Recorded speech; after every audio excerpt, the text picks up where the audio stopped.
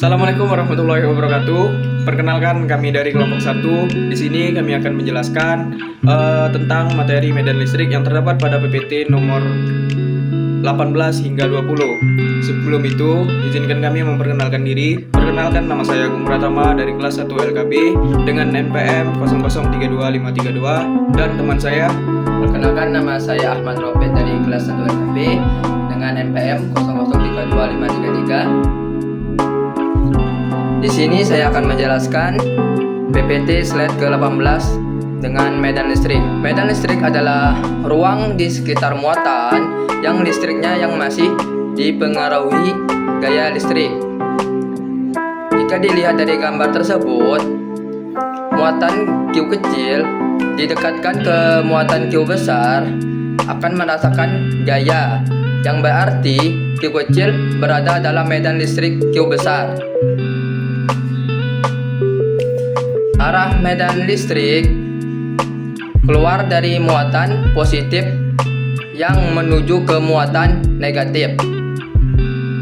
Singkatnya, semakin jauh jarak muatan Q besar, maka semakin kecil juga gaya dan medan listrik yang diterimanya.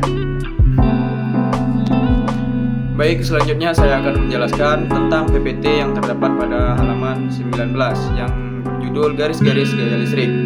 Untuk memvisualisasikan medan listrik, digunakan garis-garis gaya listrik. Aturan arah gaya listrik, jika dia bermuatan positif, maka arus gaya listrik akan keluar atau meninggalkan muatan. Kebalikannya dari muatan positif, yaitu kegiatan muatan negatif, yaitu arus gaya listrik akan masuk atau mendekat ke arah muatan. Arah garis ini menunjukkan arah gaya yang dialami muatan positif jika diletakkan di dalam medan tersebut. Untuk ciri-ciri dari gaya listrik, yang pertama adalah tidak pernah berpotongan. Yang kedua, semakin rapat garis, medan listrik akan semakin kuat. Yang ketiga, semakin jarang garis, medan listrik akan semakin lemah. Baik, selanjutnya saya akan menjelaskan materi yang terdapat pada PPT halaman 20, yaitu tentang pola garis gaya listrik pada dua muatan yang berdekatan. Yaitu, jika dua bermuatan itu berbeda antara positif dan negatif, gaya yang dihasilkan akan tarik-menarik. Sebaliknya dari yang pertama saya jelaskan, yaitu ketika dua muatan itu berjenis sama atau positif dan positif, akan terjadi tolak-menolak. Kenapa dia bisa tolak-menolak antara dua muatan yang sama? Karena itu sudah menjadi sifat dasar dari gaya Coulomb, yaitu muatan sejenis akan menghasilkan gaya tolak-menolak dan muatan yang berbeda jenis akan menghasilkan gaya tarik-menarik.